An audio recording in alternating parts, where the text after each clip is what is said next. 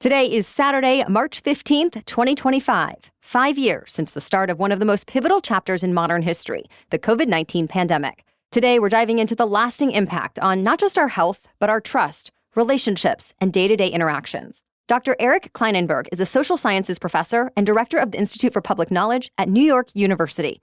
He's a New York Times bestselling author whose most recent book is called 2020, One City, Seven People, and the Year Everything Changed. From the rise of digital technology and the retreat into our homes to the growing division in America, Kleinenberg offers thought-provoking analysis of how the pandemic accelerated certain trends and impacted how we all behave, plus the possible reason why we're still grappling with these changes.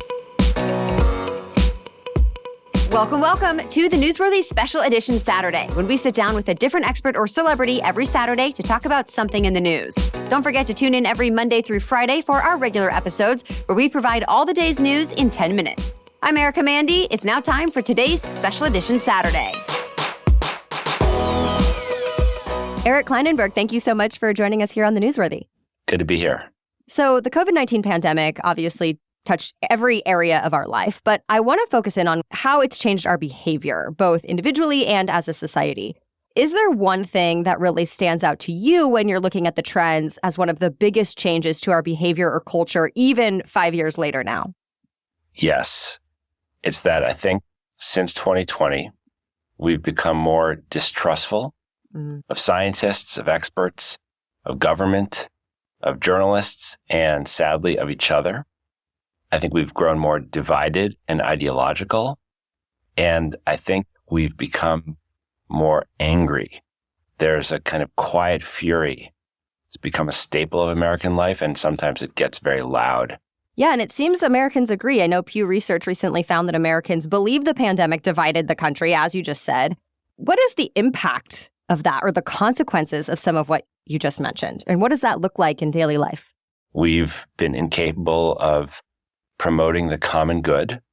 We have a short supply of solidarity that we can muster for an occasional local project, but that we have not been able to build at the national level. I think what that means is there's a level of chaos and uncertainty that's part of daily life in the United States. And whether you're on Team Red or Team Blue, you feel that in your bones. And you think this all started with the pandemic? It's not just a politics thing. It didn't start with the pandemic. The politics thing has been happening for a while. And clearly, those trends were in place before 2020. But what 2020 did is it ramped up those sentiments. It took that distrust, division, and disdain for people who are different and brought it to another level altogether. And I think we're locked in that state.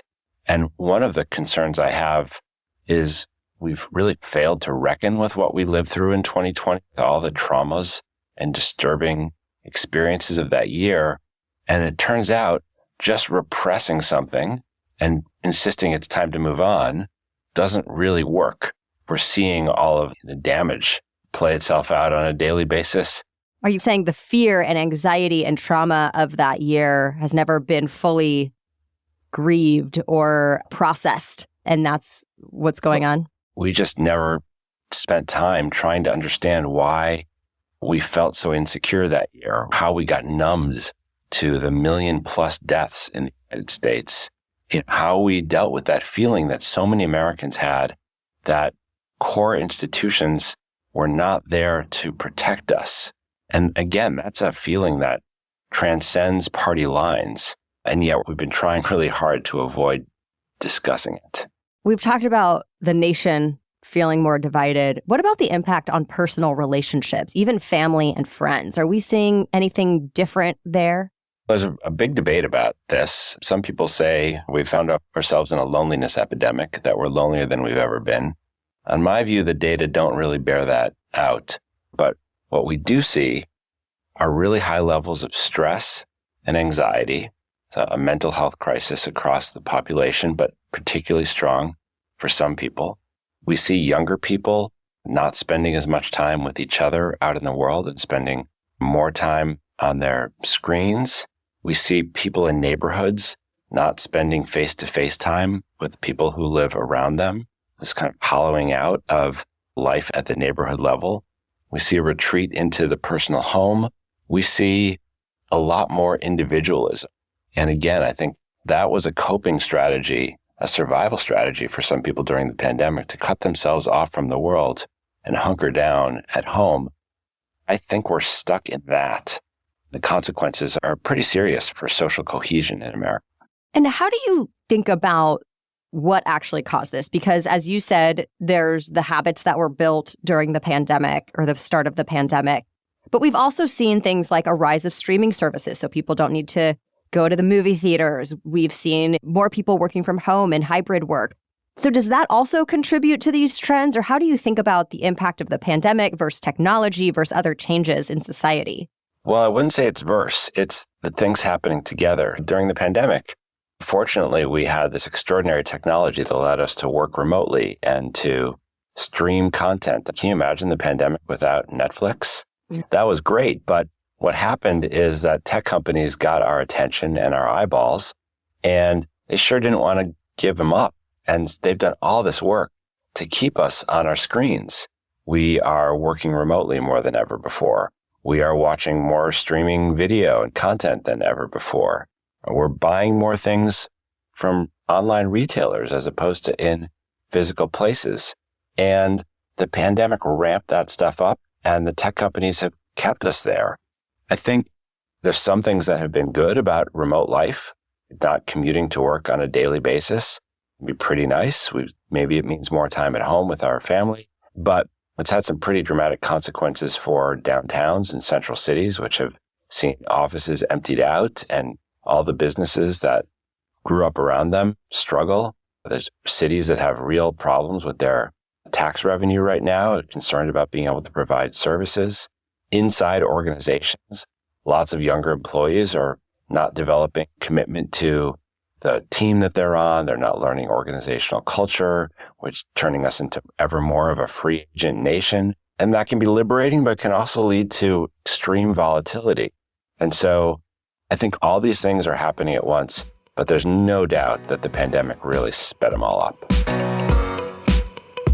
Still ahead, we talk about the complex relationship between our desire for experiences and our growing tendency to stay home more, and the impact of it all. Plus, he reflects on lessons learned, or not, from this pandemic. But first, a quick break for our sponsors. I admit it, I've held on to socks way too long in the past. It wasn't until I started getting holes in the toes that I realized, yes, it was time for an upgrade. And wow, I did not realize what I was missing.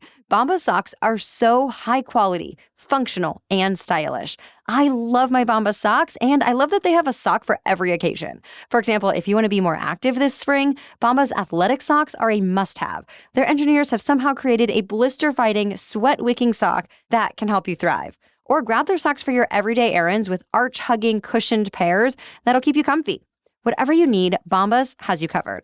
And of course, I love that every comfy pair you purchase, Bombas donates another comfy pair to someone facing homelessness. How great is that? Plus now, Bombas is going international. Enjoy worldwide shipping to over 200 countries. Head over to bombas.com/newsworthy and use our code newsworthy for 20% off your first purchase. That's Bombas, BOMBAS.com/newsworthy with the code newsworthy for 20% off your first purchase. Bombas.com/newsworthy and use code newsworthy. The Newsworthy is also brought to you by Ancient Nutrition. Collagen is not a miracle, but it is proven to help you look and feel healthier. And Ancient Nutrition makes a great high-quality version that has 10 types of collagen from 10 real food-based sources. I love that Ancient Nutrition's mission is to combine the best of ancient wisdom and modern science. Because yes, their multi-collagen advanced lean supplement is powered by clinically studied ingredients that promotes healthy weight management, building lean muscle, and more. Collagen can also reduce joint discomfort and improve the look and growth of your skin, hair, and nails. I know I've already felt a difference, and it's really simple to use. I've been scooping some into my morning smoothie, and I love knowing I'm doing something good for my body and my health. It's totally normal that our body's natural building processes slow down as we age, but that doesn't mean there's nothing we can do about it. So right now, Ancient Nutrition is offering 25% off your first order when you go to ancientnutrition.com/newsworthy. That's ancientnutrition.com/newsworthy for 25% off your first order. ancientnutrition.com/newsworthy. Now back to our conversation. We saw obviously huge drops in going out to restaurants and traveling during the height of the pandemic. But then we saw a huge surge of people getting back to those things. Where does that stand now, and what's the impact of that? I think people are pretty eager to be back out in the public realm. I live in New York City, and recall that for a time, people were saying things like, the city is over. No one's ever going to be in a crowded bar or a nightclub again. No one's going to hug or even shake hands. The theater is dead. And all those things are coming back. The clubs are full. The restaurants are packed. There's a hugging and handshaking everywhere you look. And that's a nice thing. There's a kind of a real appetite for social life and life face-to-face that we see. But there is also a remaining set of problems. Downtowns being abandoned in a lot of cities are really in financial jeopardy. And I mentioned that I think our neighborhood life is diminished. Even while people are spending more time there and spending time in local commercial sectors rather than downtown, we're still not socializing with the people who live around us in the way that we used to. And that turns out to be pretty important for our quality of our civic engagement.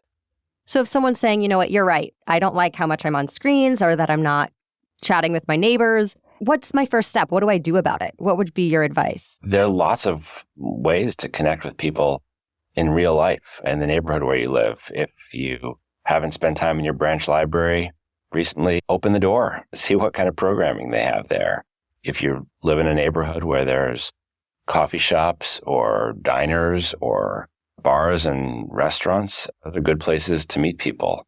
Some people want to do it in religious organizations. There's a whole variety of gathering places where we can have access to each other. And as much as we complain about the perils of life on screens, social media can be very helpful. There are lots of sites that help you connect with people, whether it's a dating site or a neighborhood network where people plan events together. What I think generally happens is when people put themselves in situations where they make themselves socially available, all kinds of connections are possible. Even just sitting outside of my house on the sidewalk, I'll run into neighbors going for a walk. Look, it really can be simple. Neighborhoods where people sit out on their stoops on stairs or park benches tend to be places where people look after each other a little bit better. Neighborhoods that are lucky enough to have community organizations, that have local libraries, community gardens, playgrounds, they can really pull people from their homes and into those places. Sometimes it's just a matter of showing up. Is there anything that stood out to you that has really not changed 5 years later? Recall how concerned people were that we would just be afraid of touching, of physical contact, that we were going to need to have social distance for eternity. And I think those concerns were overblown. Anything else that we haven't talked about yet? There's one cultural shift that's been remarkable since the pandemic, and that is the incredible rise in the way people value experiences. This whole experience economy, the experience tourism, even experiences places where we live. People recognize that they missed a lot of good things during the time of the lockdown, and they're pretty eager to go out and be at concerts and sports games and parties. There is a hunger for collective life. Collective life is fundamental human need. And I think we're seeing it play out in a way that I find very positive most of the time. Yeah, it's interesting how we're talking about people value and want those experiences, and yet we're also staying home more. I think we go out for experiences that feel special to us, but a lot of the routine daily things we used to do in public with other people, we're increasingly doing home and alone. And that creates all kinds of problems. It could be satisfying in the moment, easier for me to sit on my couch and stream a movie than it is for me to go out to a movie theater. It might be easier for me to take my meetings on Zoom from my home office than it is for me to go into a workplace and deal with colleagues.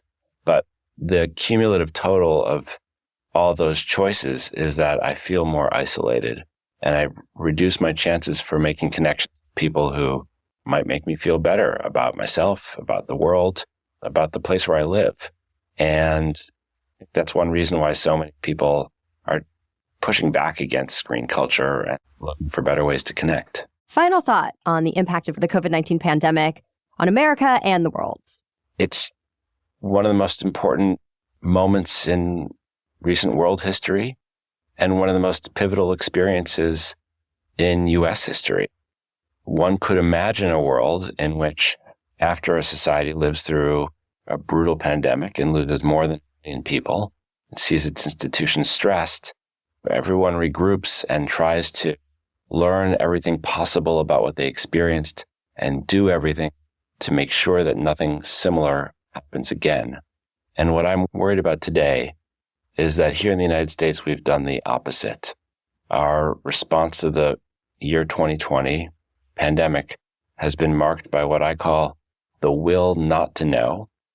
And here we are taking apart the infrastructure for public health that we would need to get through a bird flu pandemic or a measles outbreak or an Mpox pandemic. All the things we're reading about that are increasingly approaching our world, our country, are potentially beyond our control if we lose the public health infrastructure we've relied on for so long. So for me, that's where we are today. Well, thank you so much to our guest, Eric Kleinenberg. Be sure to check out his latest book, 2020, One City, 7 People, and the Year Everything Changed. Thank you for joining us today and listening to this episode. We hope The Newsworthy can help you have lots of good conversation starters with your friends and neighbors, and we always appreciate you spreading the word about the show. Remember, we're keeping you up to date on the biggest and most interesting news of the day every Monday through Friday with our fast, fair, fun daily news roundups. We'll be back on Monday with the news to know. Until then, have a great rest of the weekend.